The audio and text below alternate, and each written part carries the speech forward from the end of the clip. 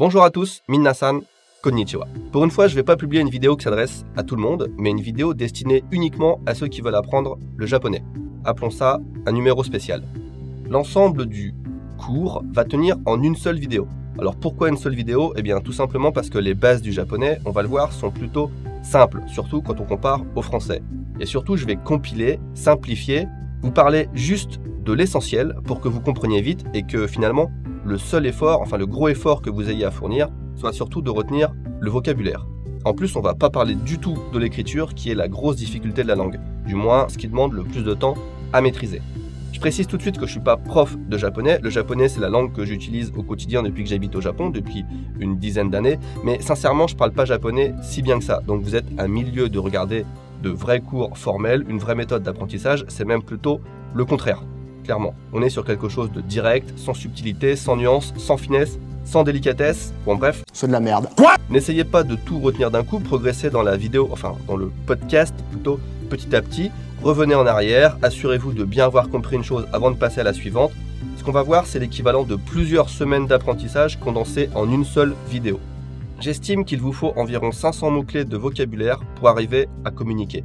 Vous aurez sûrement l'excellente surprise de voir que vous en connaissez déjà beaucoup naturellement, probablement entre 200 et 300. Même en n'ayant jamais appris la langue, le japonais c'est naturellement l'une des langues que vous connaissez déjà le mieux.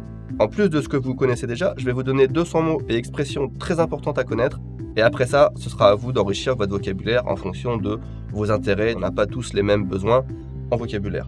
En plus de ça, nous allons voir la grammaire de base, la conjugaison de base, mes petits conseils personnels, et on commence tout de suite par la prononciation. La prononciation. A, I, U et O. 5 sons. Vous avez 5 sons en japonais qui sont la base de tout. A, I, U et O. Attention, on écrit communément U et E, mais ça se prononce bien OU et E. Oubliez d'ailleurs complètement les sons comme E, U, ON, AN, AN, etc. En japonais, il n'y a pas d'alphabet A, B, C, D, E, F. La langue est basée sur un syllabaire. Il compte 46 sons plus quelques dérivés et ça donne quelque chose comme A, I, U et O, Ka, Ki, Ku, Ke, Ko, Na, Ni, Nu, Ne, No, Pa, Pi, Pu, Pe, Po, etc. Donc techniquement, on ne peut pas avoir deux consonnes à la suite et un mot finira toujours par le son, encore une fois, tous ensemble, A, I, U et O. Par exemple, prenons le mot golf. C'est le genre de mot qu'on se fait pas chier à traduire dans toutes les langues. Google Translate s'il te plaît. Golf, golf, golf, golf, golf, golf. Pour presque tout le monde, dans presque toutes les langues, ça n'est pas gênant d'avoir un L qui se balade tout seul et un F qui finit le mot. Golf. En japonais, on a le même mot à la base, mais la prononciation se fait en fonction des sons disponibles en japonais. Et ça nous donne go, lu, fu. Golf. On rajoute le son OU après le L et le F, parce que ce sont tout simplement les sons japonais qui sont le plus proches de la prononciation originale du mot. Remarquez aussi que le son L s'écrit avec un R, mais il n'y a pas de son R en japonais. Golf, golfu. Tennis, tennisu. Le seul cas où l'on peut avoir deux consonnes qui se suivent, c'est lorsque c'est deux fois la même consonne. Par exemple, le basket. On va dire en japonais basketto. Ou encore la poche, qui en japonais vient de l'anglais pocket, se prononcera pocketto, avec deux T. On appuie, si vous voulez, sur le son T plus que sur le son TO lui-même. Pocketto, et non pocketto. Basketto, et non basketto. En plus de cette petite exception, il y a une grosse exception à cette règle qui est le son N. N qui est la seule consonne qui peut se prononcer sans être suivie du son A, I, U et O. Comme par exemple dans onsen ou encore ramen. C'est tout pour la prononciation, pas de nouveaux sons. Rappelez-vous juste de A, I, U et O et de ne jamais laisser une consonne en suspens, sauf si c'est un N, et vous êtes bon. Quelques mots de vocabulaire maintenant. Le vocabulaire. On vient de voir onsen et ramen, que vous connaissiez sûrement déjà. Mais dites-moi donc, est-ce qu'il n'y a pas d'autres mots japonais que vous connaissez déjà? Eh bien, bonne nouvelle, il y en a plein. Manga, anime, hentai, otaku, sensei, baka, kawaii. On a deux i à la suite, attention, deux consonnes à la suite, c'est pas possible, mais deux voyelles à la suite, c'est ok.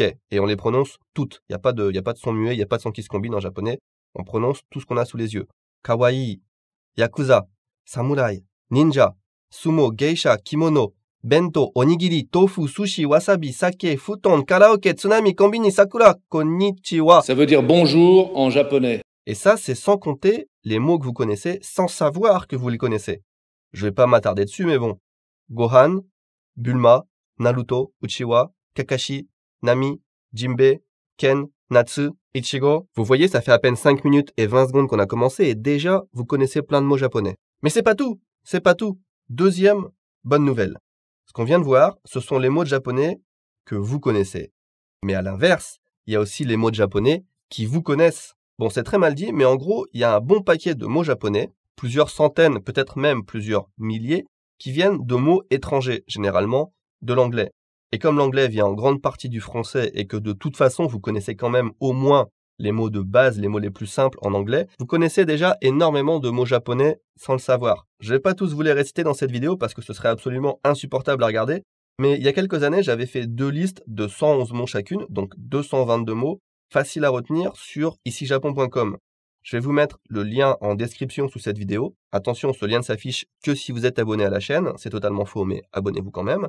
Voici un court extrait tout de même de ces listes. Les mots sont classés par catégorie. Beurre, bata, fromage, cheese, croissant, croissant, chocolat, chocolatto, soupe, soupe, poulet, chicken, fruits, fruits, banane, banana, citron, lemon, melon, melon, tomate, tomato, Orange. orange, appareil photo, caméra, caméra, vidéocaméra, radio, radio, télévision, télébi, internet, internet, email, email, France, France, États-Unis, America, Italie, Italia, Canada, Canada, bus, bus, taxi, taxi, moto, bike, hôtel, hôtel, bar, bar, restaurant, restaurant. Attention quand même aux faux amis, car il y en a. Le mot compagnon, par exemple, en japonais, désigne une escort girl. Yes.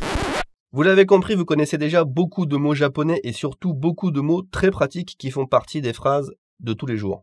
Est-ce que c'est suffisant? Évidemment, non, car cette vidéo fait moins de 10 minutes et on sait tous qu'elle doit faire plus de 10 minutes si je veux qu'elle me rapporte beaucoup d'argent. Ce que je vais faire à partir de maintenant, c'est de vous donner 200 mots de vocabulaire supplémentaire, ma sélection, mon best-of, si vous voulez. Mais rassurez-vous, je ne vais pas vous en balancer 200 d'un coup comme ça. On va y aller progressivement par groupe de mots. Et entre chaque, je vais utiliser ces nouveaux mots pour vous expliquer la grammaire de base. Vous n'allez pas tout retenir d'un coup, donc dans la description de la vidéo, la fameuse, je vais mettre les liens directs vers certaines portions de la vidéo où se trouvent les différentes listes de mots, les différents points de grammaire. Donc regardez plusieurs fois et répétez à haute voix après moi aussi, vous allez voir, ça aide énormément. Surtout si vous êtes dans le métro par exemple, n'hésitez pas à répéter à haute voix. On verra 30 adjectifs, 30 verbes, 70 mots de vocabulaire de base que l'on complétera par 70 mots et expressions pratiques, comme par exemple oui ou pourquoi. En bonus, je vous donnerai aussi une dizaine de formules de politesse, comme excusez-moi, ça peut toujours servir, et donc on arrive pile à 200 mots et expressions. Faux, ça fait 210, peu importe. On commence par le plus simple, les adjectifs. Les adjectifs! Et les adjectifs en japonais, comme en français, c'est la méga base de la communication. C'est comme ça qu'on exprime ses émotions, son état d'esprit, son opinion. C'est bien, c'est pas bien, c'est bon, c'est pas bon, c'est beau, c'est marrant, c'est difficile, etc. C'est comme ça aussi qu'on va décrire les choses, c'est grand, c'est petit, c'est cher. Donc s'il y a une liste que je vous engage vraiment à compléter en priorité, c'est celle-là, parce que 30 adjectifs, c'est déjà très bien pour commencer, et vous allez voir que rapidement, il va vous en falloir plus. Alors bonne nouvelle encore une fois, non seulement les mots japonais se prononcent facilement, mais en plus ils sont souvent courts et donc relativement faciles à retenir. On y va. I, juste 2 i comme ça. I, bon, bien. Warui, mauvais.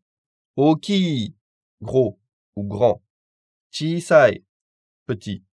Takai, cher. Yasui, pas cher. Atsui, chaud. Samui, froid. Itai, douloureux, ça fait mal. Oishi, bon, mais en parlant de nourriture. Ça, c'est tout comme les bonbons et les chocolats sur Candy-san. Oishi, qu'est-ce que c'est bon, qu'est-ce que j'ai envie de passer une commande sur Candy-san. Tanoshi, marrant, amusant. Omoshiroi, intéressant. Hayai, rapide. To, atarashi, nouveau. Kowai, effrayant. Kakkoi, cool ou beau gosse. c'est l'équivalent du kawaii, mais appliqué aux garçons. Kawaii, kakkoi. Yasashi, gentil. Et vous allez voir que quand on demande à une fille japonaise en général les qualités qu'elle recherche chez un homme, elle va dire yasashi, qui soit gentil. Muzukashi, difficile. Isogashi, occupé. Sugoi, super ou impressionnant. Voilà, ça nous en fait déjà 20. Alors pourquoi 20 et pas 30? Parce que les adjectifs en japonais se divisent en deux groupes. Ceux qu'on vient de voir font partie du groupe des adjectifs en i. Vous avez peut-être remarqué qu'ils se finissent tous par i. Le deuxième groupe, c'est celui des adjectifs en a. Et ils se finissent donc tous, alors pas du tout par na en fait, c'est tous les autres. On a par exemple suki, aimer ou être aimé. Kirai, être détesté. Kirei, beau. Genki, être en forme, être en bonne santé. Benri, pratique. Bon alors vous allez me dire, finalement ils finissent tous par i les adjectifs. Alors oui, il existe dans la catégorie des adjectifs en a, des adjectifs qui finissent aussi par i. Je vous explique la différence entre les deux dans quelques secondes. Encore 5 adjectifs pour finir ma liste des adjectifs en a. On citera taihen.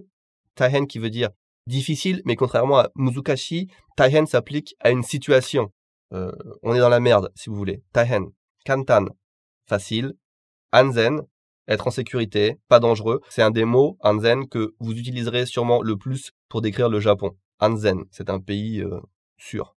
Hen, bizarre, étrange. Ça commence par un H et le H se prononce. Il n'y a pas de H muet en japonais. Donc, hen. Jozu, habile, doué.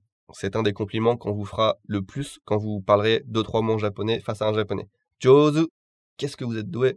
Alors, comment on va faire pour différencier les adjectifs en i des adjectifs en a qui finissent par i, à part de s'en rappeler par cœur? Il y a une petite technique, c'est qu'en fait, les adjectifs en i ne sont pas en réalité ceux qui finissent par i, mais ceux qui finissent par ai, i, ui et oi, par opposition à tout le reste. La seule exception qui me vient en tête, c'est kirai, détester. Et celui-là, on le déteste certainement parce que personne n'aime les exceptions.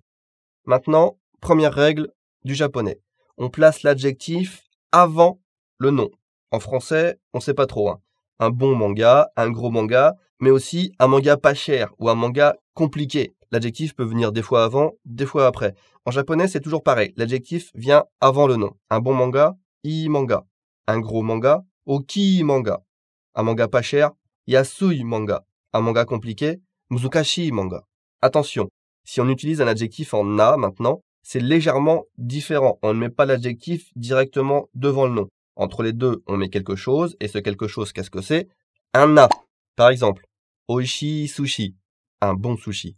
Mais, kirei na sushi, ou encore hen na sushi, un beau sushi ou un sushi un peu bizarre. Hen na sushi. Alors mine de rien, là, vous venez de faire votre première phrase. Hen na sushi, ça se traduit totalement par il est bizarre ce sushi. Hen na sushi. Vous voyez, c'est très court, et même juste un adjectif, à lui tout seul, peut former une phrase. Par exemple, si je vous dis takai, cher, ça se traduit en japonais par c'est cher. Takai, c'est cher. Et voire même si j'y mets plus de cœur, si je vous dis takai, là, vous pouvez carrément traduire ce mot par putain comme c'est cher. De la même façon, si je dis oishi, ça veut dire c'est bon. Et si je vous dis oishi, vous pouvez traduire par oh, mais qu'est-ce que c'est bon. Avec un seul mot, on fait une phrase aussi compliquée. D'ailleurs, première petite astuce. Devant un adjectif, quand tu veux mettre l'emphase sur quelque chose, tu rajoutes mecha. C'est l'équivalent du français grave. C'est grave bon. Mecha oishi, c'est grave bon. Ou c'est trop bon. Rien qu'avec ça, on dirait que tu parles japonais couramment. Ou alors tu l'utilises mal, et puis à la limite, ça fait marrer tous les japonais qui sont autour de toi, et c'est aussi une forme d'interaction positive. Mecha oishi, mecha omoshiroi, mecha takai. De l'autre côté, si vous voulez être plus formel, vous devez utiliser des, qui est l'équivalent, alors non pas de la mort en anglais, mais du verbe être, en quelque sorte, qui vient à la fin de la phrase. Oishi des, c'est bon. Muzukashi des, c'est difficile. Desu note des, c'est un death note. Vous l'avez vu, je prononce ce verbe des et non desu. C'est là une toute petite exception à la prononciation qu'on a vue tout à l'heure. Juste, rappelez-vous-en. La grande différence entre les adjectifs en i et les adjectifs en na, ça n'est pas juste qu'on vient mettre ce na entre le nom et l'adjectif, mais surtout le fait que les adjectifs en i se conjuguent. Oui, on peut conjuguer un adjectif en japonais et ça n'est pas très dur. Prenons par exemple itai, avoir mal ou ça fait mal. La partie que l'on va conjuguer, transformer, c'est le i final. Tout le reste, ita, c'est le radical. Ça ne changera jamais. Déjà, si on transforme ce i final en kunai, on obtient la forme négative de l'adjectif itai, ça fait mal. Itakunai, ça ne fait pas mal. Itai, itakunai. Oishi, oishikunai, c'est bon, c'est pas bon. Kawaii, kawaii kunai, c'est mignon, c'est pas mignon. Ici, on voit bien l'importance d'insister sur les deux i à la fin de kawaii, puisqu'il y en a un qui reste et un qui se transforme en kunai. Donc on obtient kawaii kunai et non pas kawakunai. Pour utiliser l'adjectif au passé, on transformera cette fois le i final en katta. Attention, katta avec deux t et pas kata. Katta. Itai, ça fait mal. Itakatta, ça a fait mal, ça m'a fait mal. Oishikatta, c'était bon. Kawaii-katta, c'était mignon. On vient de voir la forme négative et la forme passée. Il existe également une forme négative passée de l'adjectif. Et pour la former, cette fois, on transforme le i final de la forme négative, le i de kunai, en katta. C'est un mix des deux, en fait. Kunai, kunakatta. Itai à la forme négative, c'était itakunai, ça ne fait pas mal. À la forme passée négative, on aura donc itakunakatta. Ça ne m'a pas fait mal. Oishikunakatta, c'était pas bon. Takakunakatta, c'était pas cher. On a donc 4 formes principales pour un adjectif, la forme en i, la forme en kunai, la forme en katta et la forme en kunakatta. Itai, itakunai, itakatta, itakunakatta. En japonais, pour les adjectifs, comme pour les verbes d'ailleurs, il n'y a pas de futur. Mais si on transforme le i final en so, avec un o long, on obtient la traduction de ça a l'air. Itai, itaso, ça a l'air douloureux. Muzukashi, muzukashiso, ça a l'air difficile, ça a l'air dur. Oishi, oishiso, ça a l'air bon. Et au Japon, oishiso, c'est l'une des choses que vous allez entendre le plus. Oishiso! Waouh, ça a l'air bon. D'ailleurs, n'hésitez pas à complimenter un maximum la nourriture quand vous êtes chez quelqu'un ou même au restaurant. Le oishiso, c'est un truc qui revient tout le temps au Japon. Les Japonais sont hyper expressifs quand on touche à la nourriture, surtout quand ça va évidemment dans le sens du compliment. Pour la forme maintenant négative, ça n'a pas l'air bon. On utilise bien sûr la forme négative de l'adjectif cette fois, suivi de saso, toujours avec un o long. Oishi, oishiso, oishikunai, oishikunasaso. Ça n'a pas l'air bon. Oishikunasaso, ça a l'air dégueu. Alors, on peut faire plein de trucs avec les adjectifs japonais. On vient de voir que les adjectifs en i se comportent un petit peu comme des verbes. Eh bien, on peut aussi très simplement les transformer en adverbes. Il suffit pour ça de transformer le i final en ku. Hayai, rapide. Hayaku, rapidement.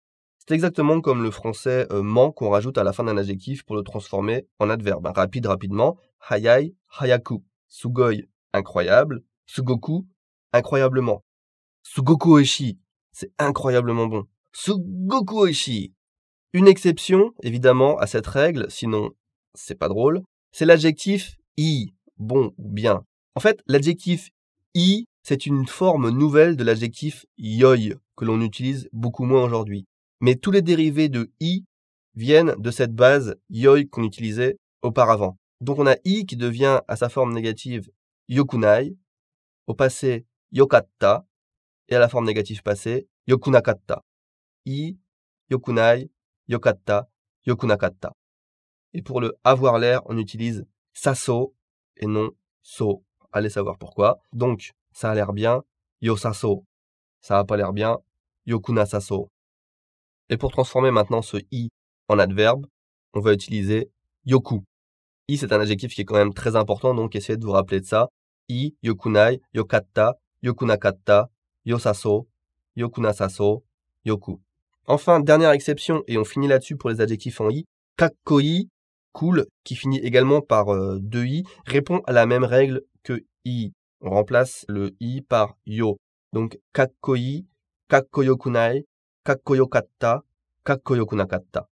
Voilà, c'est tout ce dont vous avez à vous rappeler pour les adjectifs en i. On va passer maintenant aux adjectifs, évidemment, en a. Les adjectifs en a. Eux, c'est assez simple puisqu'ils ne changent pas. Je rappelle ce qu'on a vu plus haut.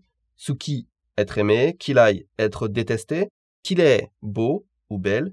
Genki, être en forme. Benri, pratique. Taihen, une situation difficile. Kantan, simple. Anzen, sûr, pas dangereux. Hen, bizarre. Jozu, habile, doué.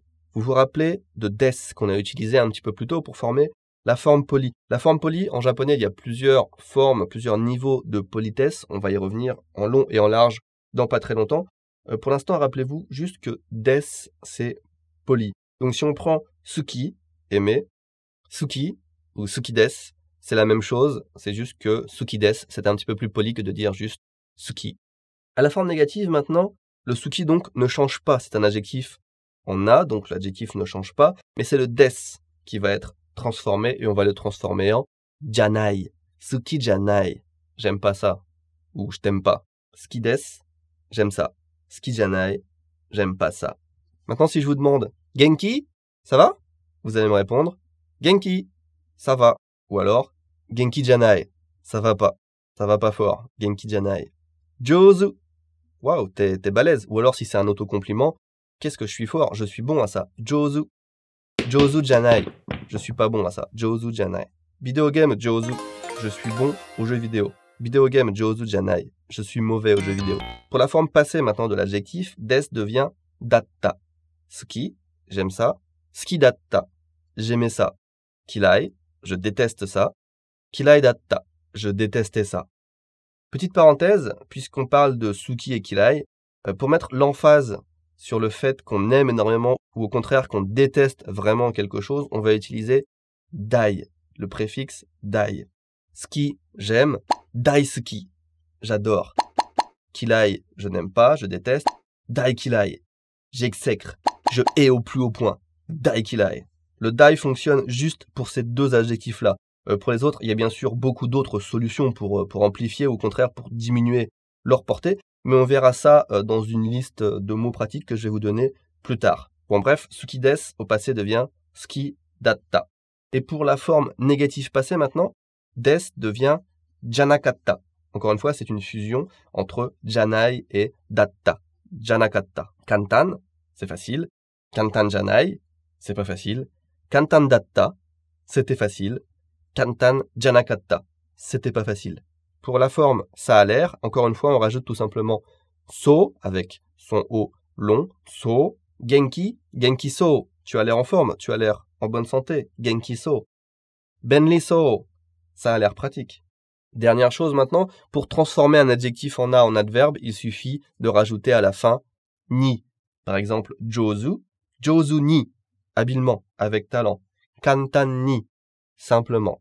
Kantan, simple. Kantan ni, simplement. Yes, une bonne chose de faite. Si vous êtes encore là, faites une petite pause. Moi, je vais aller en faire une là. Parce que mine de rien, ça fait déjà beaucoup d'un coup.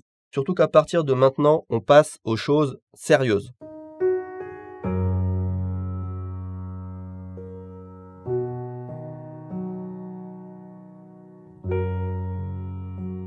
Comme prévu, voici ma sélection des 30 verbes les plus utiles.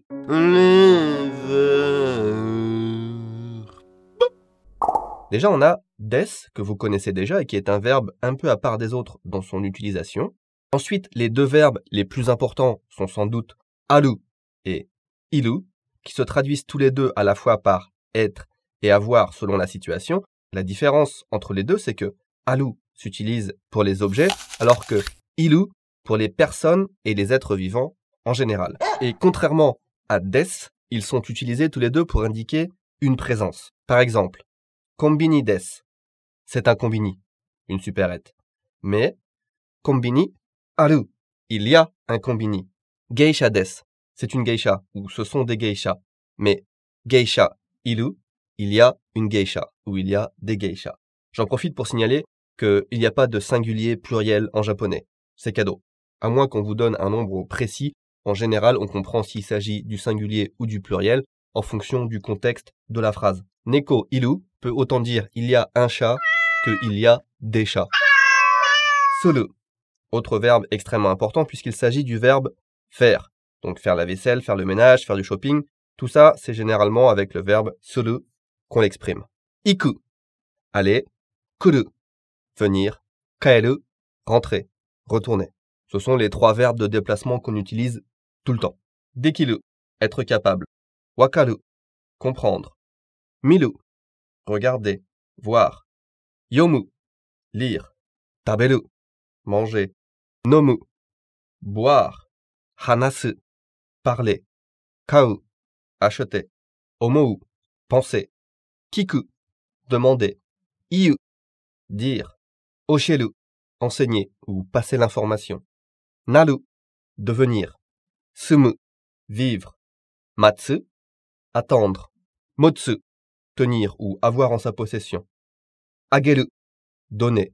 Morau, recevoir. Noru, rentrer dans un véhicule ou être dans un véhicule. Yameru, arrêter, abandonner. Shinu, mourir. Asobu, jouer, se divertir. Et enfin, nugu, se déshabiller, qui est là uniquement parce qu'il nous fallait un verbe qui finisse par gu. Vous allez comprendre pourquoi dans quelques instants. Première remarque, ce que je viens de vous énumérer, ce sont les verbes dans leur forme qu'on appelle la forme du dictionnaire. Jishoke en japonais. L'équivalent en gros de l'infinitif en français. La conjugaison et l'emploi des verbes est beaucoup plus simple qu'en français, mais il y a quand même pas mal de choses à retenir. Déjà, bonne nouvelle, la forme du dictionnaire, c'est aussi la forme qu'on utilise pour le présent et le futur. On avait déjà vu qu'il n'y a pas de futur pour les adjectifs, il n'y a pas non plus de conjugaison future pour les verbes.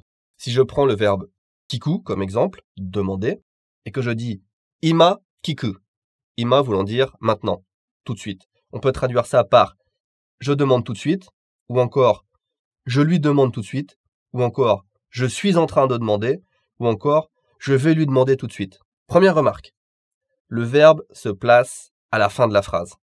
Et deuxième remarque, est-ce que c'est pas super efficace le japonais? Je suis en train de demander ima kiku. Pour le futur maintenant, c'est la même chose que pour les adjectifs, il est déterminé par le contexte et pas par la conjugaison. Par exemple, si je veux dire que je demanderai demain, ça nous donne tout simplement ashita kiku. Ashita étant le mot japonais pour demain. Ashita kiku, je demanderai demain. Jusque-là, ça pourrait pas être plus simple. Eh bien si, ça peut encore être plus simple. Je demande, tu demandes, il demande, nous demandons, etc. Qu'est-ce que c'est que cette invention? Où est l'utilité? À quoi ça sert à part nous faire suer à l'école et nous ridiculiser sur Twitter? Je vais vous donner, en japonais, la conjugaison du verbe kiku au français et au futur pour que vous voyez comme c'est simple en japonais. Je demande, kiku. Tu demandes, kiku. Kiku, kiku, kiku. Et attention, petit piège pour le dernier, kiku. De la même façon, les pronoms personnels je, tu, il, on, elle, nous, vous, il, elle, tout ça, ils existent en japonais, mais on les utilise vraiment si c'est impossible de définir de qui on parle dans le contexte. Si je veux demander à une personne si elle veut manger des fraises, je lui dirai tout simplement Ichigo taberu, fraises, manger. Mon interlocuteur sait très bien que je pose pas la question ni à sa tante qui est décédée en 1997, ni à la cuillère à café qui est posée sur la table à côté, je lui pose la question à elle, elle le sait, j'ai pas besoin d'en rajouter. Ichigo taberu, manger, fraises, point. Et elle va me répondre taberu, manger. Puisqu'on en est là, enchaînons tout de suite sur comment former une phrase simple en japonais. La phrase simple, qui n'est pas compliquée. On a déjà vu des phrases simples construites avec des adjectifs un peu plus tôt. Kowakatta, littéralement en français on va traduire par « c'était effrayant » ou « ça m'a fait peur ». Un seul mot pour faire une phrase. Encore une fois, on peut difficilement faire plus simple. Mais voyons maintenant comment former une phrase avec un verbe d'action. Par exemple, lire, manger, boire, quand on fait quelque chose. Quand j'ai dit tout à l'heure « Ichigo taberu », est-ce que tu veux des fraises? Ça marche bien quand on pose une question. Mais l'action de manger une fraise se traduit par « Ichigo o taberu ». On utilise la particule o devant un verbe d'action.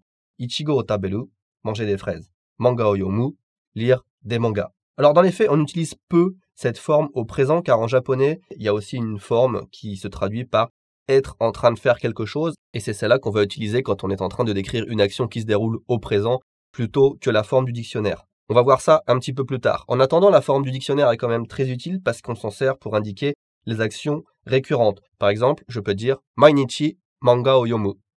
Tous les jours, Mainichi, tous les jours, je lis des mangas. Mainichi burger o taberu. Je mange des burgers tous les jours. Si on veut construire une phrase avec un verbe qui indique le déplacement maintenant. On en a vu 3 tout à l'heure. Iku, kuru, kaeru. Aller, venir et rentrer. on n'utilisera pas la particule o, mais la particule ni devant le verbe. Karaoke ni iku. Karaoke ni iku. Aller au karaoké. Amerika ni kuru. Amerika ni kuru. Venir aux États-Unis. Furansu ni kaeru. Furansu, la France. Furansu ni kaeru. Retourner en France. Rentrer en France. Notez aussi rapidement qu'à la place de la particule ni, on peut utiliser la particule et pour un déplacement. À ce moment-là, on vient insister non pas sur la destination, mais sur le déplacement lui-même. La particule ni, on va l'utiliser également avec le verbe noru, rentrer dans un véhicule ou être dans un véhicule, qui lui aussi est un verbe de déplacement. Dans un véhicule, on est en déplacement, donc on va utiliser la particule ni. Densha ni noru, densha ni noru, prendre le train. Densha, train. Kuruma ni noru, kuruma, la voiture. Kuruma ni noru, monter en voiture, être en voiture. Enfin, on va utiliser également cette particule ni avec le verbe sumu, habiter, vivre quelque part, qui pour le coup n'est pas du tout un verbe de déplacement, c'est même le contraire total, puisqu'on est plus sur de l'immobilité. Furansu ni sumu, furansu ni sumu, je vis en France, j'habite en France. On peut utiliser aussi la particule ni dans d'autres situations, c'est un peu valable ça pour toutes les particules, elles n'ont pas qu'une seule fonction, mais pour l'instant arrêtons-nous là. Rappelez-vous juste que la phrase de base, en gros, c'est une chose, un objet, un nom, suivi d'une particule et d'un verbe. Maintenant, compliquons un peu avec la forme polie. La forme polie. Gardez à l'esprit que ce qu'on a vu jusqu'ici, ce qu'on a utilisé ici, ce sont donc les verbes à la forme du dictionnaire. C'est une façon de parler en japonais qui est familière, qu'on va utiliser donc avec sa famille, avec ses amis, avec ses proches. Si vous parlez à quelqu'un que vous connaissez peu, voire que vous rencontrez pour la première fois, ou que vous êtes dans une situation qui impose un certain niveau de respect, par exemple, vous parlez à votre patron, à votre professeur, à un client, etc., vous devez alors employer la forme en masse, qui est la forme polie du verbe du dictionnaire. La forme en masse, autant que la forme du dictionnaire, c'est essentiel de la connaître. Même si vous ne l'utilisez pas beaucoup, surtout au début, parce qu'après tout, vous êtes un étranger et les Japonais vont vous excuser si vous ne maîtrisez pas la langue parfaitement. Ils vont pas vous en vouloir si vous n'utilisez pas la forme polie quand il faut l'utiliser. En revanche, eux vont l'utiliser tout le temps. Et si vous ne comprenez pas ce qu'ils vous disent, c'est très embêtant. Petite remarque, encore une fois, on prononce mas et pas masu. C'est comme des et pas desu. Et ce sera ma dernière remarque sur les exceptions concernant la prononciation. Et là, c'est maintenant qu'on rentre dans le truc un peu chiant, mais vraiment essentiel, la conjugaison des verbes. Donc, essayez de rester concentré. Si vous passez ce gros morceau, après, vous allez voir, ça va aller tout seul. Si on veut apprendre à utiliser la forme en masse, il est important de savoir qu'en japonais, on a 3 groupes de verbes. Premier, deuxième et troisième groupe. Comme en français, en fait. Je vais commencer par les verbes du deuxième groupe parce que ce sont les plus simples. Les verbes du deuxième groupe sont ceux qui finissent par « lu ». Mais malheureusement, pas tous. Les verbes qui finissent par « lu » sont les plus difficiles à reconnaître parce qu'ils peuvent appartenir aussi bien au premier qu'au deuxième qu'au troisième groupe. Ce sont les seuls comme ça. Tous les autres, en fait, ils appartiennent vraiment à leur groupe. Mais les verbes en lu sont un petit peu chiants, faut le dire.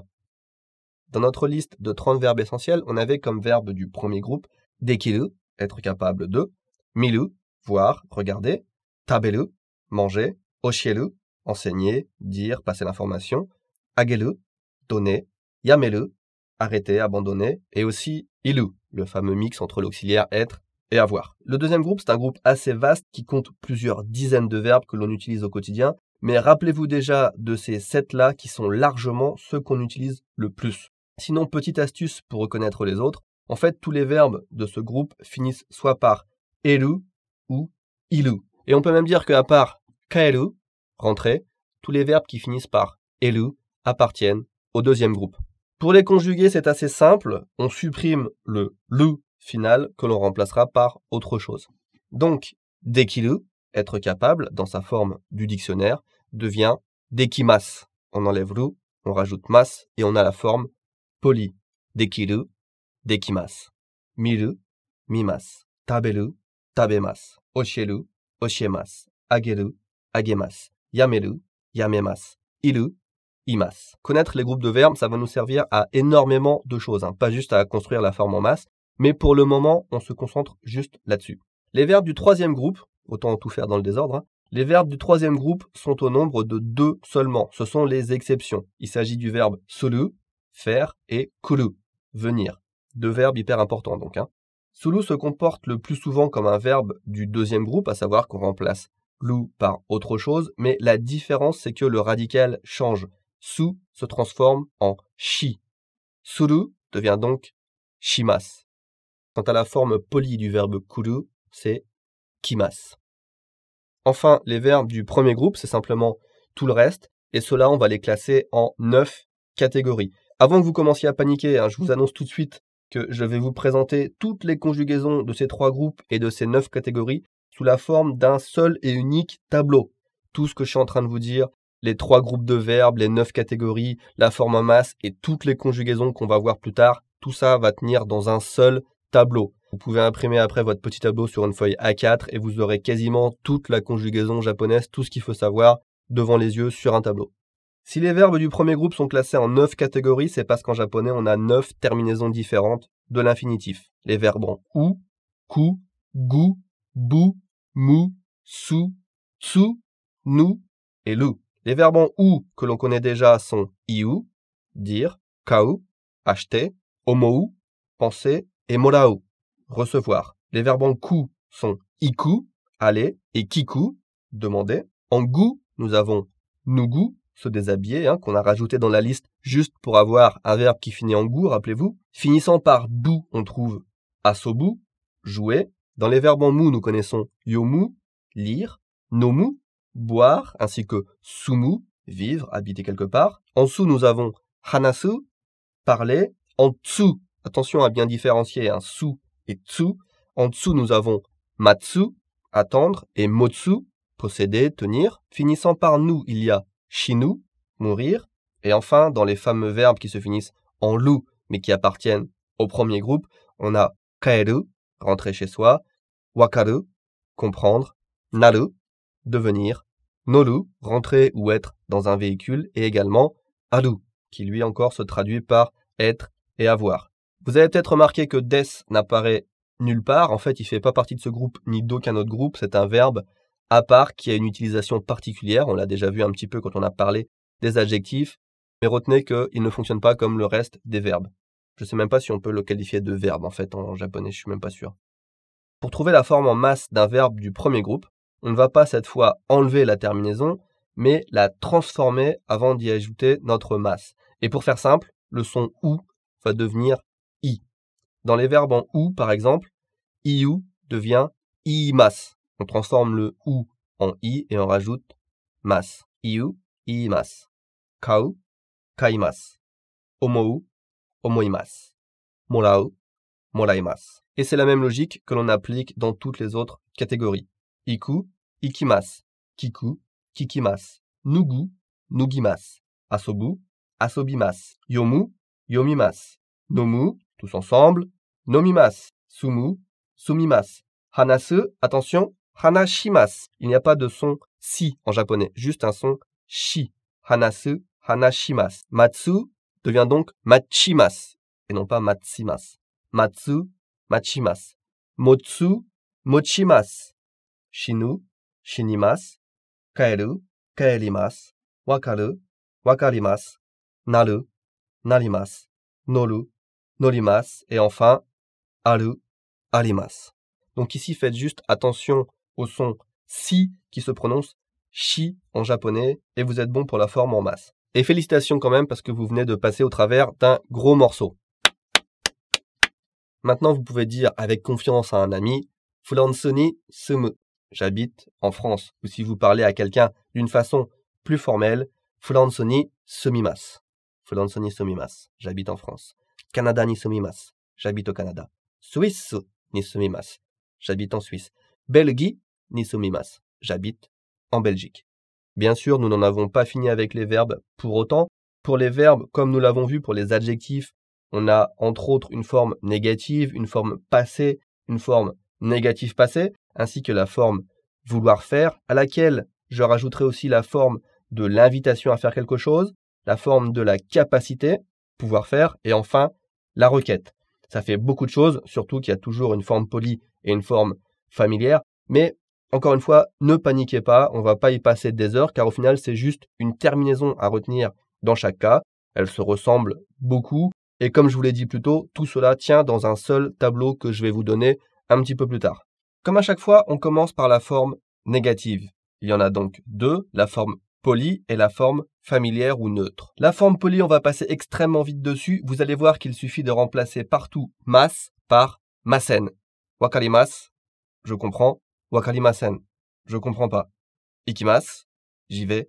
Ikimasen, j'y vais pas. Etc., etc. Pour ma part, c'est la forme neutre que j'utilise dans la grande majorité du temps. Et ce qui est bien, c'est que vous la connaissez déjà presque. Pour les adjectifs en i, on avait vu que la forme négative était kunai. Oki, oki kunai. C'est gros, c'est pas gros. Et bien pour les verbes, c'est presque pareil, sauf que c'est nai. Au deuxième groupe, on enlève ru et on ajoute nai. Taberu, tabenai. Je mange pas. Sushi au tabenai. Je ne mange pas de sushi. Agenai, je ne te le donnerai pas. Les deux verbes du troisième groupe maintenant deviennent suru, shinai, faire, ne pas faire, et kuru, konai. Attention, là il y a un gros piège, kuru, konai et non kunai. Pour tous les verbes du premier groupe, c'est le même principe que pour mas, sauf que cette fois on transforme le ou final en a avant de rajouter nai. Iku, ikanai, aller, ne pas aller. Nugu, nuganai. Asobu, asobanai. Yomu, yomanai. Hanasu, hanasanai. Shinu, shinanai. Wakaru, wakaranai.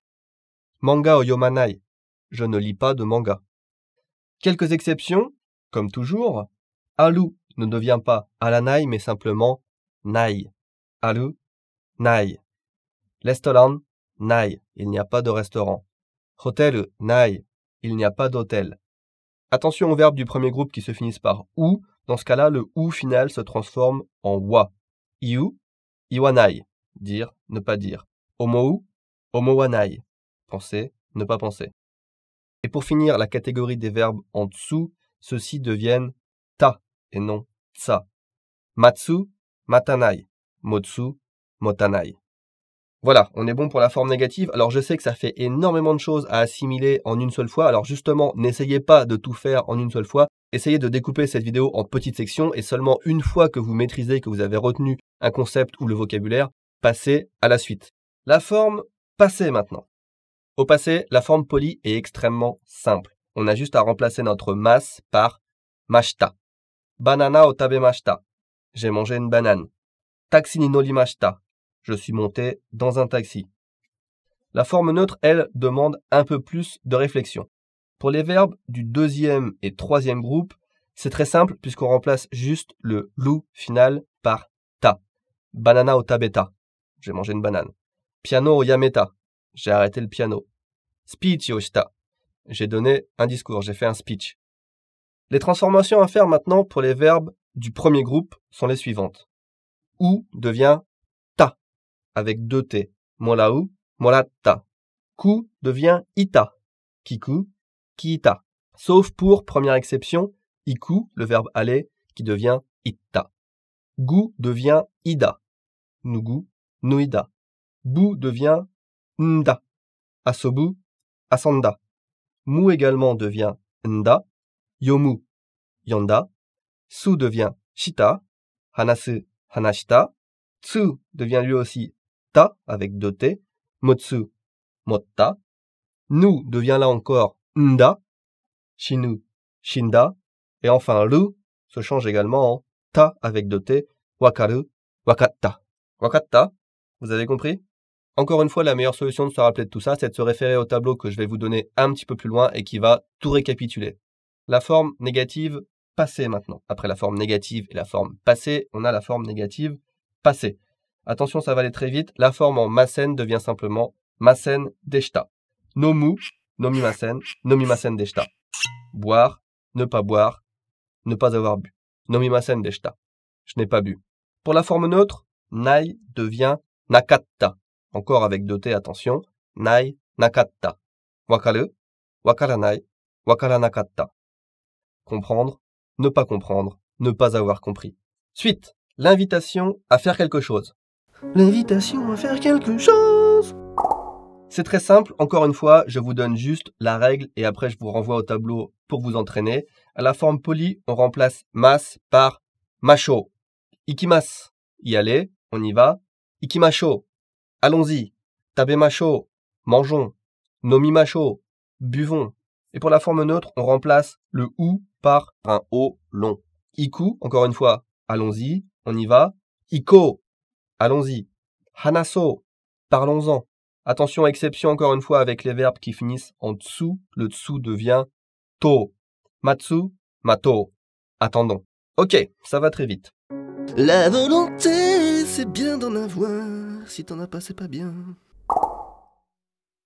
Voyons à présent comment exprimer en japonais un désir ou une volonté. Encore une fois, rien de plus simple. On part de la forme en masse et on change masse pour tai.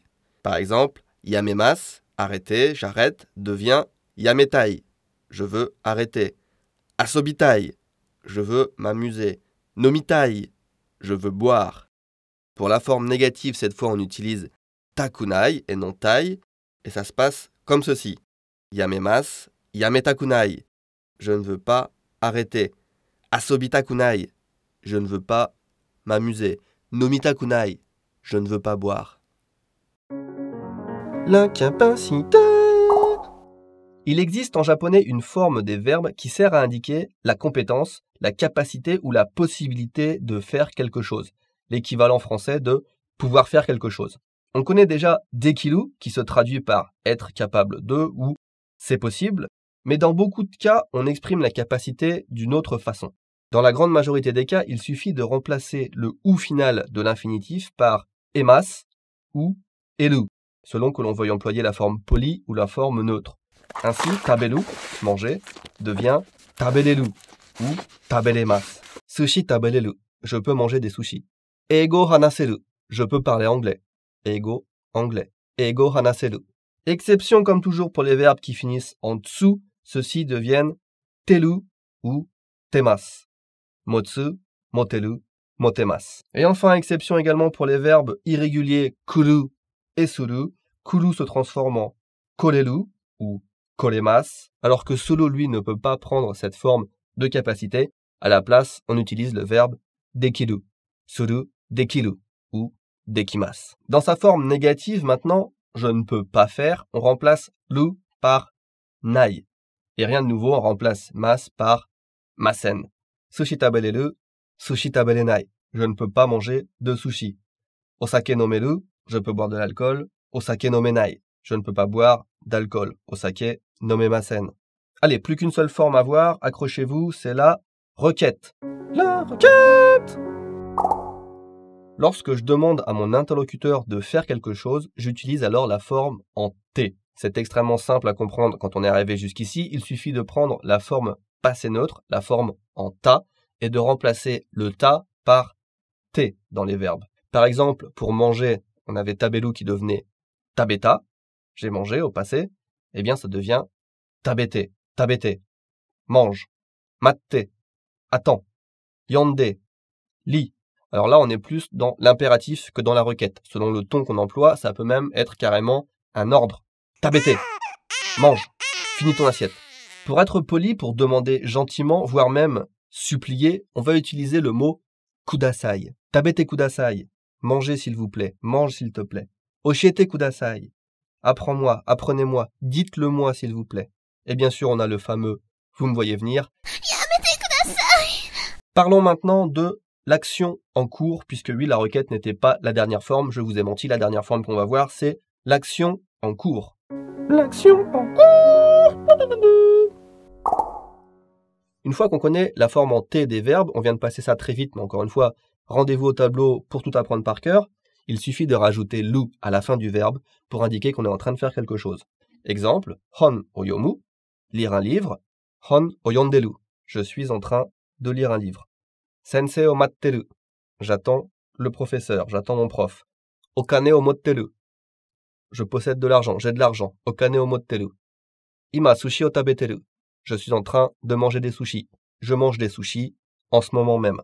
Ensuite, il suffit de changer lu par le négatif nai pour indiquer que l'on n'est pas en train de faire quelque chose, que l'on n'a pas encore fait quelque chose ou que l'on ne peut pas faire quelque chose.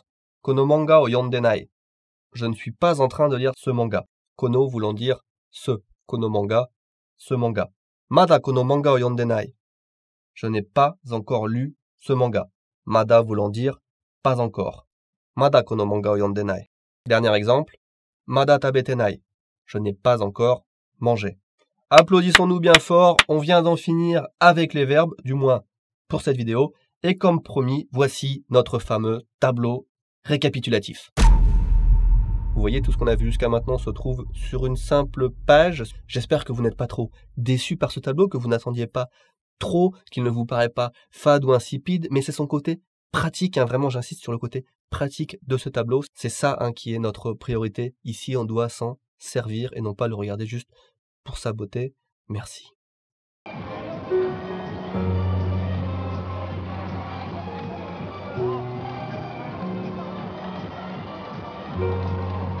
Allez, on a dépassé la moitié du cours, restons motivés. Il nous reste maintenant à voir du vocabulaire et quelques points de grammaire pour apprendre à relier tous les mots qu'on connaît entre eux, mais ça va être tellement simple par rapport à ce qu'on vient de voir. Confiance. D'abord, voici 70 mots de vocabulaire que vous devez absolument connaître. C'est du par cœur, mais j'ai essayé de les relier dans une suite logique, peut-être que ça pourra vous aider. Vocabulaire à connaître absolument. Kuluma, la voiture. Jitensha, le vélo. Densha, le train. Eki, la station ou la gare. Gakko, l'école. Gakusei, l'étudiant. Benkyo, l'apprentissage. Kaisha, l'entreprise, la compagnie. Shigoto, le travail. Yasumi, les vacances, les congés, le repos. Ryoko, le voyage. Ie, la maison. Kuni, le pays. Nihon, le Japon. Machi, la ville. Inaka, la campagne. Yama, la montagne, comme dans Fujiyama, le mont Fuji. Umi, la mer. Tenki, le temps, la météo. Ame, la pluie. Yuki, la neige. Kaze, le vent, comme dans Kamikaze, le vent divin. Ou aussi le rhume. Byoki, la maladie. Byoin, l'hôpital, la clinique. Kusuri, le médicament, les médicaments. Rappelez-vous, il n'y a pas de féminin singulier. Atama, la tête. Onaka, le ventre. Gohan, le riz, mais aussi le repas. Sakana, le poisson. Niku, la viande. Yasai, les légumes. Ocha, le thé. Mizu, l'eau, ou alors omizu dans sa forme polie. Kutsu, les chaussures. Kaban, le sac. Saifu, le portefeuille, le porte-monnaie. Okane, l'argent. En, des yens. Kaimono, les achats, les courses. Eiga, le film. Yoyaku, la réservation. Jumbi, la préparation. Tomodachi, l'ami, les amis. Onna, la femme, ce qui est féminin. Otoko, l'homme ou masculin. Kanojo, la petite amie. Kareshi, le petit ami. Deeto, le rendez-vous romantique. Kekkon, le mariage. Oto-san, le père. Oka-san, la mère. Kodomo, l'enfant. Otona, l'adulte. Hito, la personne. Kazoku, la famille. Tanjoubi, l'anniversaire. Ongaku, la musique. Hon, le livre. Denwa, le téléphone. Keitai, le téléphone portable. Shumi, le passe-temps. Le passe-temps de Shumi à côté de la Formule 1, par exemple, c'était le ski. Kimochi, la sensation, le sentiment. Mondai, le problème. Keisatsu, la police. Shitsumon, la question. Namae, le nom. Watashi, moi, ça c'est la forme polie ou la forme utilisée par les femmes. Ole, moi, mais pour les garçons, c'est la forme virile de watashi.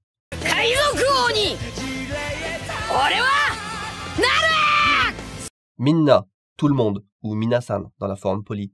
Jubun, suffisant. Précisons que certains des mots qu'on a vus là peuvent s'utiliser avec le verbe suru, faire, et donc se transformer en verbe d'action. C'est le cas de benkyo suru, étudier, shigoto suru, travailler, ryoko suru, voyager, kaimono suru, faire des courses, yoyaku suru, réserver, junbi suru, se préparer, deeto suru, sortir avec quelqu'un, kekkon suru, se marier, et denwa suru, téléphoner. Maintenant qu'on a du vocabulaire, voyons comment l'utiliser pour faire des phrases un poil plus élaborées que « je mange des sushis » ou « je lis des mangas tous les jours ». Le pluriel. Comme on l'a vu, il n'y a pas de pluriel en japonais dans le sens où les mots sont invariables et que c'est le contexte qui détermine si je parle de un ou plusieurs objets ou de une ou plusieurs personnes. Mais pour certains groupes de personnes, en revanche, il existe une façon simple d'exprimer le pluriel. Il faut utiliser tachi à la fin du mot. Ça fonctionne pour watashi, watashi tachi, moi, nous, ole, ole tachi, moi, nous, hito, hito tachi, une personne, des personnes, kodomo, kodomo tachi, un enfant, des enfants. La possession. La possession se forme à l'aide de la particule no de cette façon. Ole no, le mien. Ole no janai, ce n'est pas le mien, ce n'est pas la mienne, ce ne sont pas les miens. Ole no janai. Watashi no hon, mon livre. Watashi no hon desu, c'est mon livre. Ole no shigoto, mon travail. Ole no kanojo, ma copine. Ole no kanojo no hon, le livre de ma copine. Ole no tomodachi no kanojo no hon, le livre de la copine de mon ami. Quelques exemples supplémentaires. Nihon no eiga, un film japonais. Oto-san no tanjobi, l'anniversaire de mon père. Onna no hito, la femme adulte. Onna no ko, la fille. Ici, ko, c'est le diminutif de kodomo. Onna no hito, onna no ko. Otoko no hito, un homme. Otoko no ko, un garçon. L'accompagnement pour ne pas être tout seul. Pour traduire avec, on utilise cette fois la particule to. Kanojo to, avec ma copine. To vient se placer après le nom, contrairement à avec, qui en français se place devant. Kanojo to iku. Kanojo to iku. J'y vais avec ma copine. Gakko no tomodachi to kaeru. Je rentre avec des amis de l'école. To veut dire avec, mais également et. Niku to sakana, de la viande et du poisson. Otou-san to oka-san to iku. J'y vais avec mon père et ma mère. Otou-san to oka-san to iku. Aussi se traduit en japonais par mo. Kanojo mo ikitai. Ma copine veut y aller aussi. Furansu ni mo sakana o taberu. En France aussi, on mange du poisson. On a déjà bientôt fait le tour, mais avant de voir les derniers points de grammaire essentiels, voyons le vocabulaire qu'il nous reste à maîtriser avec ces 70 mots pratiques, extrêmement pratiques j'ai envie de dire, puisque parmi ces mots on a notamment les chiffres. Apprendre à compter, ça peut toujours servir.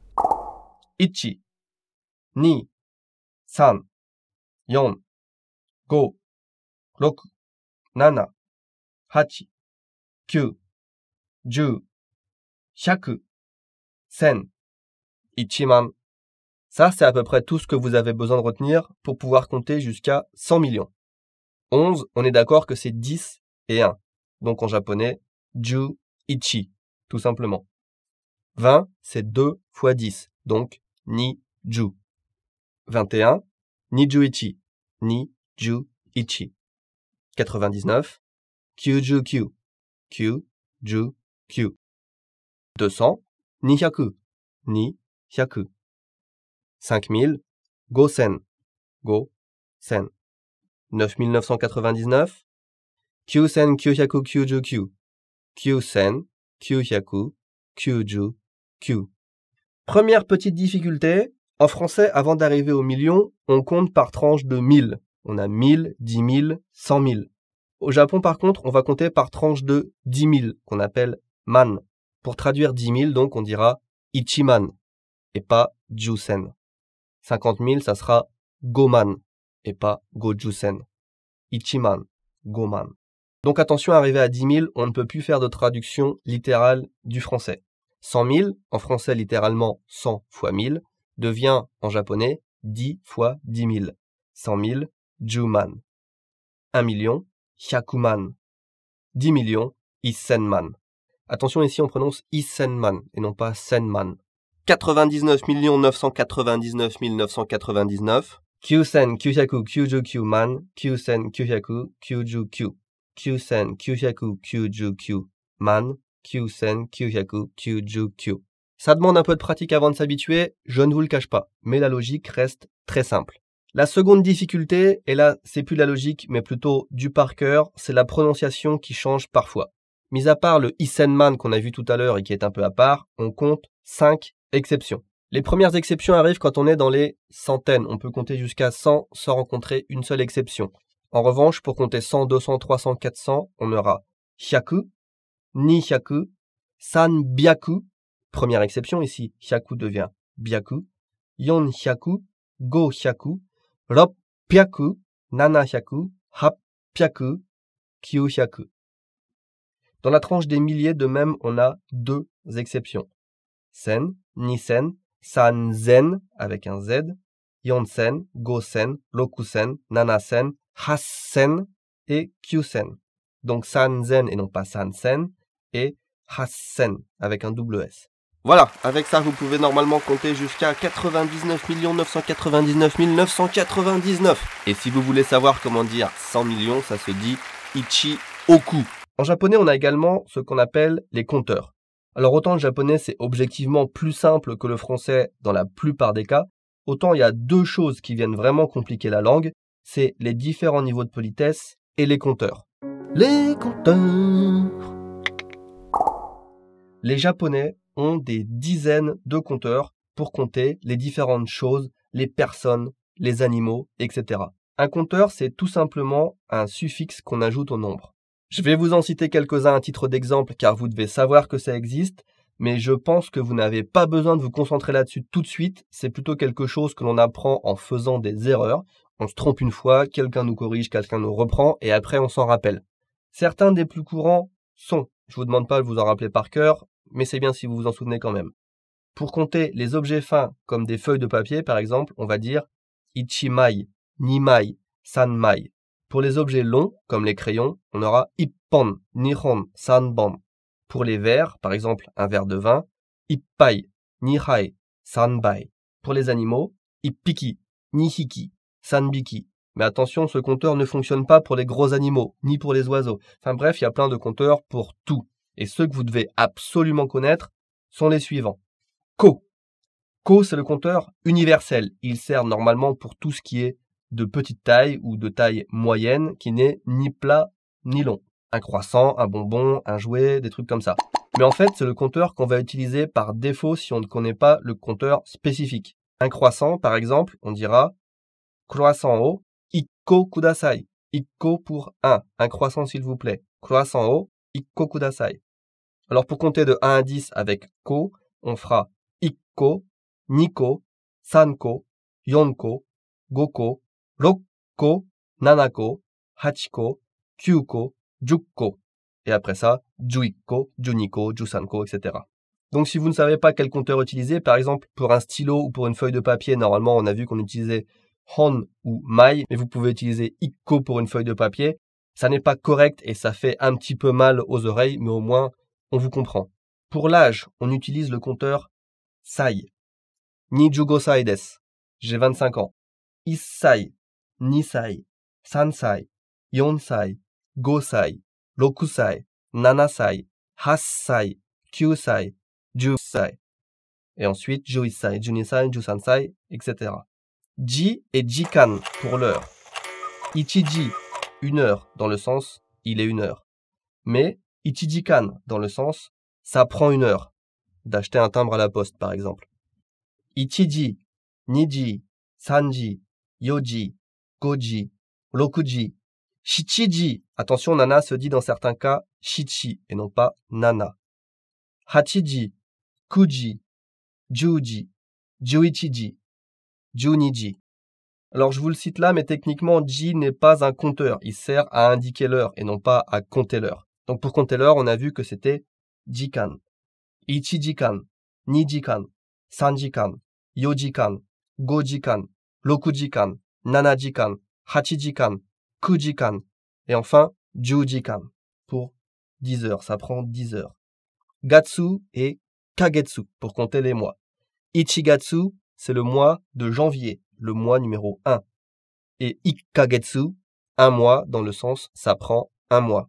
Les 12 mois du calendrier en japonais sont donc Ichigatsu, Nigatsu, Sangatsu, Shigatsu, attention, le yon parfois se prononce shi, comme la mort, c'est pour ça que le yon porte malheur au Japon. Gogatsu, Rokugatsu, Shichigatsu, Hachigatsu, Kugatsu, Jugatsu, Juichigatsu, Junigatsu. Techniquement, là aussi, gatsu n'est pas un compteur puisqu'il indique le mois de l'année et non pas le nombre de mois. Donc pour indiquer le nombre de mois, on utilise, comme on l'a vu, kagetsu, ce qui donne ikkagetsu, nikagetsu, sankagetsu, yonkagetsu, gokagetsu, rokkagetsu, nanakagetsu, hachikagetsu, kyukagetsu, jukagetsu. Pour l'année, on utilise nen, ichinen, un an, donc ichinen, ninen, sannen, yonen, gonen, rokunen, nananen, hachinen, kyunen, junen. Pour les personnes, on utilisera le compteur nin, celui-là est extrêmement important et il est aussi extrêmement tricky puisque on ne dit pas ichinin, ninin ou quelque chose comme ça. On commence par hitori, une personne qui veut aussi dire seul, futari pour deux personnes et ensuite sannin, yonin, gonin, rokunin, nananin, hachinin, kyunin, junin. C'est fini pour les compteurs, enfin pour cette vidéo. Yeah! Allez, on reprend une petite bouchée d'air frais avec du vocabulaire un peu plus classique. Kyo, aujourd'hui. Ashita, demain. Kino, hier. Ima, maintenant, tout de suite. Je vais vous donner un nouveau verbe, tiens. Il est pratique et j'ai pas pu l'inclure dans la liste précédente. Ce verbe, c'est yaru, faire. Attention, il ne faut pas le confondre avec suru.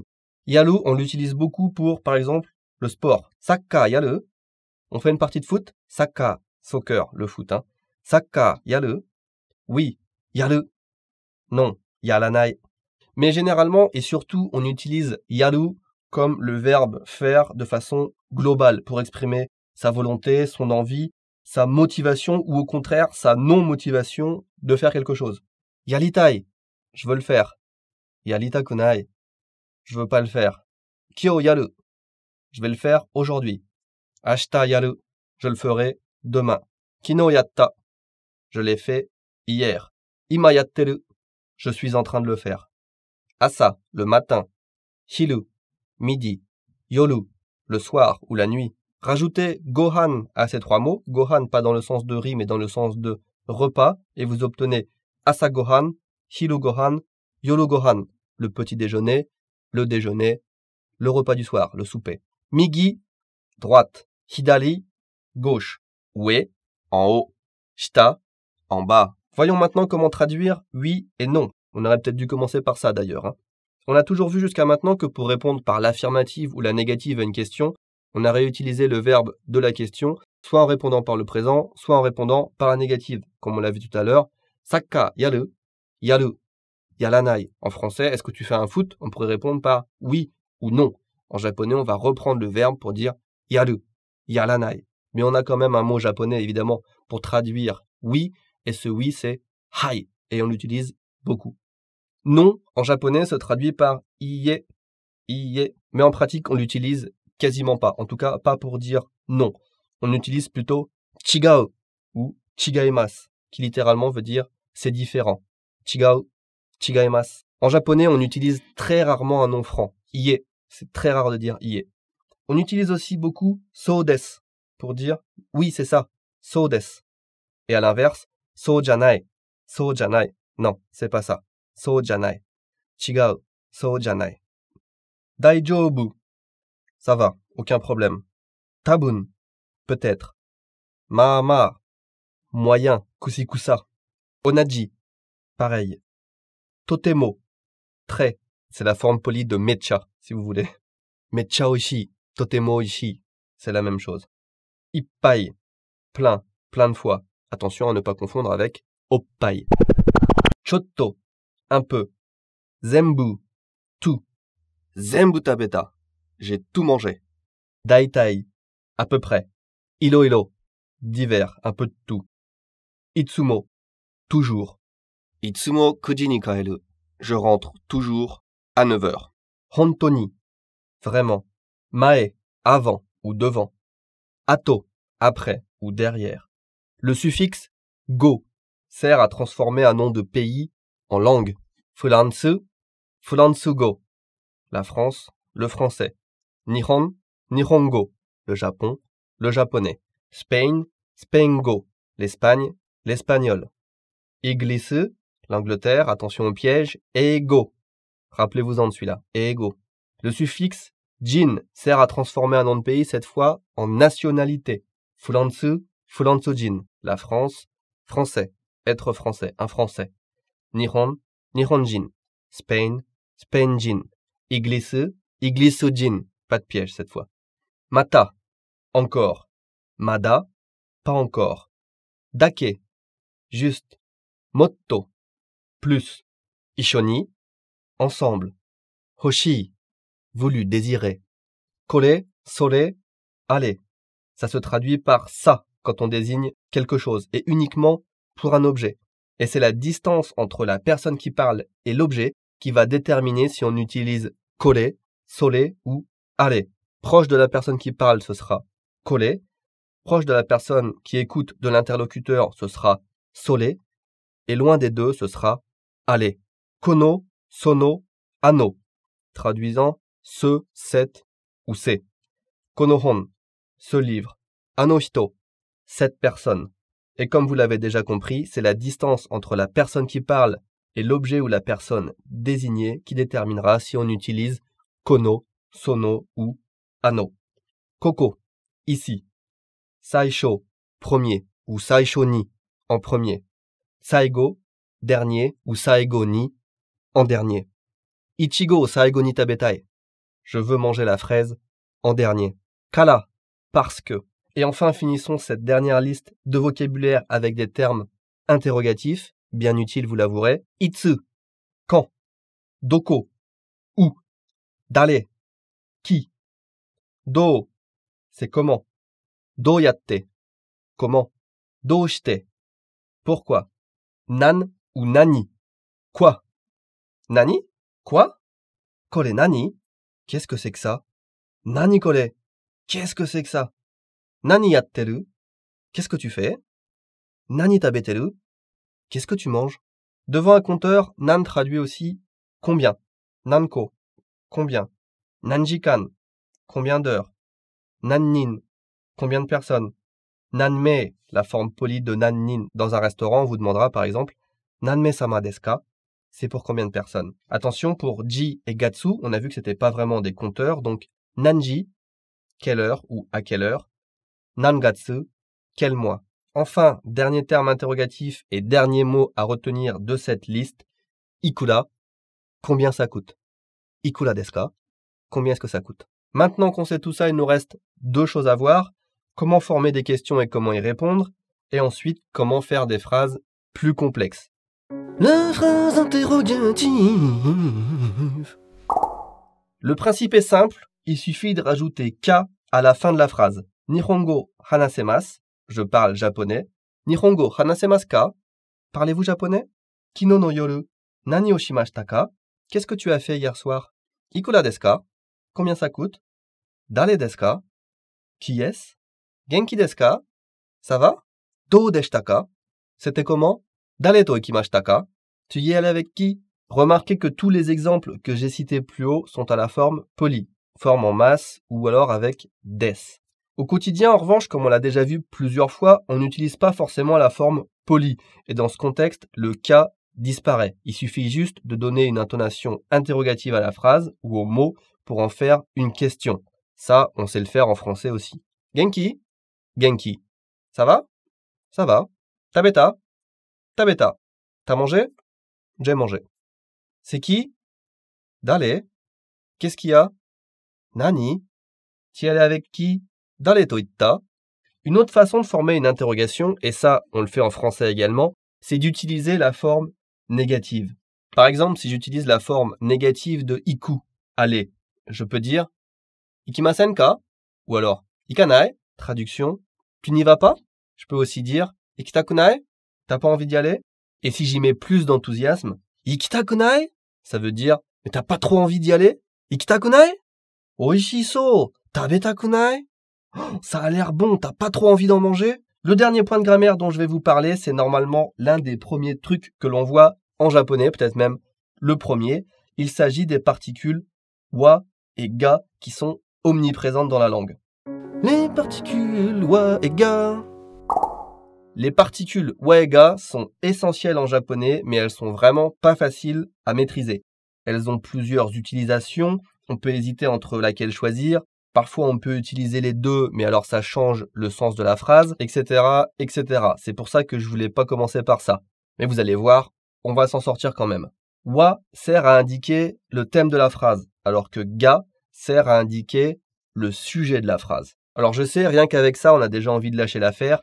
Quelle est la différence entre un thème et un sujet? Est-ce que le sujet pourrait pas être aussi le thème de la phrase? Enfin bref, personnellement, je déteste me poser ce genre de questions et honnêtement, c'est l'habitude et non la compréhension exacte de leur utilisation qui va faire que vous utiliserez wa et ga assez naturellement au bout d'un moment. Et encore plus honnêtement, même moi, je maîtrise pas du tout le concept. Voyons tout de même quelques exemples et ce que moi j'en comprends. Watashi wa Furansujin desu. Je suis français. Akiko wa gakusei desu ka? Est-ce qu'Akiko est étudiante? Toire wa doko desu ka? Où sont les toilettes? Puisque là, je sais pas ce qui passe pas, mais ça doit être le curry hier, c'était un petit peu trop d'épices, je pense, et pouah, ça me... Watashi wa Nihon ga daisuki. J'adore le Japon. On voit que quand on parle de quelque chose ou de quelqu'un, on le met en avant avec la particule wa. On pourrait s'imaginer traduire par à propos de. À propos de moi, je suis français. À propos d'Akiko, est-ce qu'elle est étudiante? À propos des toilettes, où sont-elles? Watashi wa Nihon ga daisuki. Là, je parle de moi, donc watashi wa. Et j'aime quoi? Le Japon. Donc, Nihon ga daisuki. Autre exemple. Dare ga kuru? Qui est-ce qui vient? On ne peut pas dire dans ce cas-là à propos de qui. Donc, on utilise la particule ga. Par contre, je peux dire ashita wa dare ga kuru? Qui est-ce qui vient demain? Je sais, c'est obscur et je suis même pas sûr de vous expliquer ça correctement. Donc, quitte à dire des bêtises, je vais vous donner une technique qui n'est certainement pas homologuée, mais que j'utilise.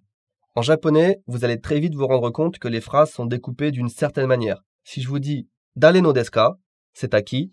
On n'a aucune pause dans la phrase. Mais maintenant, si je vous dis « Kore wa dare no desu ka ?» à qui est cela? Eh bien là, je laisse une pause après « kore wa » et une pause qui peut durer très longtemps. « Kore wa dare no desu ka ?» c'est le seul endroit de la phrase dans lequel je peux laisser une pause. Même en débutant en japonais, on se rend compte facilement qu'il y a quelque chose qui cloche si je m'arrête ailleurs. Si je vous dis « Kore wa dare no desu ka ?» c'est extrêmement bizarre, c'est très difficile de dire cette phrase. Eh bien ça, c'est une façon extrêmement simple, qui ne sera certainement pas correcte à chaque fois, mais extrêmement simple de trouver quand utiliser la particule wa. Dites-vous que quand vous pouvez marquer une pause, c'est que vous devez employer la particule wa, et sinon c'est ga. Watashi wa Nihon ga daisuki. On ne s'étale pas là-dessus. Si je vous parle des nuances quand on peut utiliser les deux particules ou des autres cas dans lesquels on peut utiliser les particules, ça ne va pas forcément vous aider, ça va vous embrouiller plus qu'autre chose. À ce stade, vous savez tout ce qu'il faut savoir pour faire des phrases comme « Tevu no video ippai mita kara nihongo ga meccha jouzu ni natta ». Donc je crois qu'on est déjà pas mal. Les formules de politesse. Là encore, on met tout à la fin un truc qu'on aurait dû avoir au début, mais c'est pas parce que c'est compliqué, c'est simplement parce que j'avais pas besoin de vous en parler avant. Ça n'a pas de lien avec la grammaire, c'est inutile dans la formation des phrases, c'est juste des expressions à retenir par cœur. Alors j'avais dit au début qu'il y en aurait 10, en fait il va y en avoir 11. On commence simple.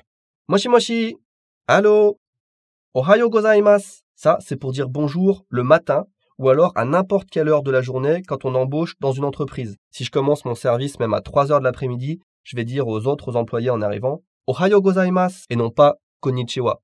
Arigato gozaimasu. Merci beaucoup. Vous connaissez sûrement arigato pour dire merci, mais ça c'est la version entre potes de arigato gozaimasu. Dans un magasin par exemple, utilisez absolument arigato gozaimasu. Omedetou gozaimasu. Félicitations. Kudasai, s'il vous plaît. Celui-là on l'a déjà vu quand on a abordé la requête. Oshiete kudasai. Dites-le moi s'il vous plaît. Yamete kudasai. Arrêtez s'il vous plaît. Mais dans un restaurant, pour demander de l'eau, je dirais Omizu kudasai. Ou alors Ocha kudasai. Du thé s'il vous plaît. Menu kudasai. Le menu s'il vous plaît. Onegai shimasu. C'est l'autre façon de dire s'il vous plaît. Et lui, il est utilisé tout seul et uniquement pour traduire s'il vous plaît ou s'il te plaît. Dans ce cas, on dira même plutôt onegai. Il est aussi utilisé en quelque sorte en guise de remerciement. Si quelqu'un vous dit quelque chose comme je vais vous montrer comment faire ou je vais aller demander pour vous, vous pouvez répondre par onegai shimasu, qui veut dire oui, faites ça s'il vous plaît. Et on dira arigatou gozaimasu une fois que la personne aura fini de faire ce qu'elle avait dit qu'elle ferait.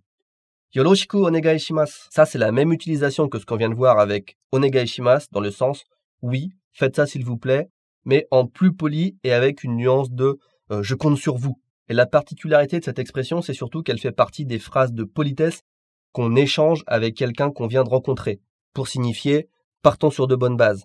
Yoroshiku onegai shimasu. Hajimemashite, enchanté. La conversation typique qu'on aura avec une personne qu'on rencontre pour la première fois sera Hajimemashite, Benoît desu. Yoroshiku onegai shimasu. Enchanté, je m'appelle Benoît, partons sur de bonnes bases. Souvent on traduit par je m'en remets à vous, mais je trouve ça un peu pété comme traduction. Donc, partons sur de bonnes bases. Il y a aussi une version plus polie, vous pouvez vous en rappeler, qui sera Hajimemashite, Benoît tomoshimasu. Yoroshiku onegai shimasu. On remplace le des par tomoshimasu, qui est la forme polie de je m'appelle. Benoît tomoshimasu. Je m'appelle Benoît. Dozo. Après vous, ou oui, faites. Matane. Alors là, on est plus entre potes, ça veut dire à plus. Matane ou jane, c'est la forme plus cool de sayonara. Sayonara d'ailleurs qui est hyper formel et qui suggère qu'on n'a pas prévu de revoir la personne. À l'extrême, sayonara, ça peut même vouloir dire adieu. Alors que matane, jane, ça veut dire à la prochaine, on se revoit bientôt quoi. Otsukare-sama desu. Ou alors otsukare-sama. Ou alors otsukare. On dit généralement ça aux collègues avant de quitter son boulot ou alors à quelqu'un qui vient de finir quelque chose de pénible. C'est une façon de reconnaître les efforts de quelqu'un. Par exemple, ma femme, quand elle a fini de faire ses gammes de piano à mon fils, je lui dis « Otsukare ». Le Japon, c'est vraiment un pays dans lequel on encourage et on félicite beaucoup, comme on avait vu durant le repas, où il faut toujours complimenter beaucoup la nourriture. Et là, si vous êtes arrivé jusqu'ici, j'ai très envie de vous dire « Otsukare-sama », puisqu'on a fait le tour de tout ce que j'ai à vous apprendre. Je vais juste conclure par quelques conseils perso, quelques mots supplémentaires, des erreurs à éviter. À partir de maintenant, on peut dire que c'est du bonus. Les conseils de Tev, bonus. Uso et desho. Uso veut dire mensonge dans sa traduction littérale. Mais souvent, on va entendre les Japonais crier Uso, ce qui voudra dire sérieusement, sans déconner, ou alors Uso, j'y crois pas, c'est pas vrai. C'est un mot, vous allez voir, hyper pratique qu'on entend régulièrement. De la même façon, desho veut dire n'est-ce pas dans la traduction littérale, mais quand un japonais va te dire desho, il faut comprendre, tu vois, je te l'avais bien dit. Et desho mis après un adjectif, ça devient l'équivalent du français 1. Oishi desho, c'est bon, hein. Takai desho, c'est cher, hein. Itadakimasu. Je vous ai pas parlé de cette formule de politesse, itadakimasu, car vous la connaissez certainement. C'est le bon appétit japonais. Eh bien justement, non. Itadakimasu, ça ne veut pas dire bon appétit. Les gens font beaucoup l'erreur, mais c'est une expression polie qui traduit le fait de recevoir quelque chose ou de prendre quelque chose. On ne l'utilise pas qu'à table et on ne le dit certainement pas à une autre personne qui mange. Si je dis itadakimasu à quelqu'un qui mange, ça veut dire que je vais lui prendre sa nourriture en fait. Le suffixe san, c'est un suffixe de politesse. Mon prénom c'est Benoît, en japonais Benoît, donc les japonais vont m'appeler Benoît-san. Il n'y a pas que san, il y a aussi sama qu'on utilise pour les clients ou encore chan ou kun qui sont plus mignons ou destinés aux enfants. Le truc à retenir, c'est qu'on n'utilise jamais ces suffixes pour soi-même. Surtout san et sama qui servent à donner de l'importance à quelqu'un. C'est extrêmement prétentieux. C'est comme Vegeta ou d'autres super méchants dans les animés qui se réfèrent à eux-mêmes en disant « Ole-sama ». C'est hyper prétentieux. C'est vraiment une façon de se placer au-dessus de tout le monde.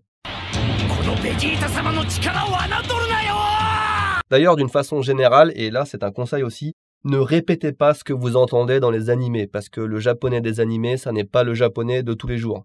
Donc, watashi wa Benoît desu. Je m'appelle Benoît, mais certainement pas watashi wa Benoît-san desu. Anata. Anata en japonais, c'est souvent considéré comme l'équivalent de tu ou vous, pour le vous de politesse en français. C'est donc un mot extrêmement important et pourtant, je ne vous l'ai pas cité de toute la vidéo. Pourquoi ? Parce que les Japonais, en fait, ne l'utilisent quasiment pas et quand quelqu'un l'utilise, c'est très souvent une femme qui parle à son mari. Anata, c'est une façon de s'adresser à son époux. Dans l'immense majorité des cas, les Japonais s'adressent à une personne en utilisant son prénom, souvent suivi de san, et pas de tu, pas de vous, pas de anata. Si je veux demander à ma femme ce qu'elle pense de quelque chose, elle s'appelle Akiko, je vais lui demander Akiko do omou et jamais Anata do omou.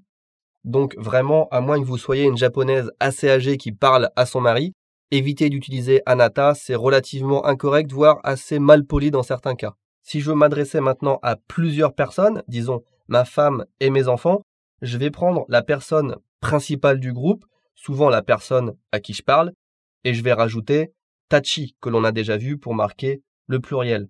Akiko tachi wa do omou, sous-entendu, qu'est-ce que vous en pensez? Akiko et les enfants, qu'est-ce que vous en pensez? On n'est pas obligé d'utiliser le prénom ou le nom de famille de la personne, on peut également utiliser son titre, et en fait on le fait très souvent. Par exemple, Oto-san do omou? Sensei wa do omoimasu ka? Yo! Yo, yo, yo! Pour parler comme un vrai japonais, vous devez apprendre à maîtriser le yo, qui est une particule qui se place en fin de phrase pour appuyer sur ce qu'on dit. Exemple, so desu. Oui, c'est ça. So desu yo. Oui, oui, c'est bien ça. Même si on utilise beaucoup cette particule yo, je ne vais pas vous donner plus d'exemples parce que c'est vraiment en entendant d'autres personnes parler qu'on l'assimile et qu'on l'utilise naturellement au bout d'un moment. Et enfin, dernier point important à souligner, quand on parle à un japonais, il est très important de lui montrer qu'on est attentif. Pour ce faire, il faut ponctuer régulièrement et de façon stratégique les phrases de son interlocuteur par des qui a d'ailleurs beaucoup d'utilisation en japonais. Apprenez à les reconnaître. Le oui, le non, l'approbation, la réflexion,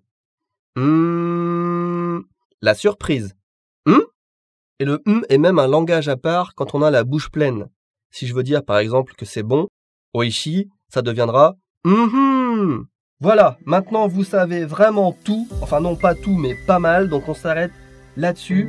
Omedetou gozaimasu, otsukaresama desu, mata ne, à bientôt pour une nouvelle vidéo qui sera totalement différente, je vous fais plein de bisous, bye!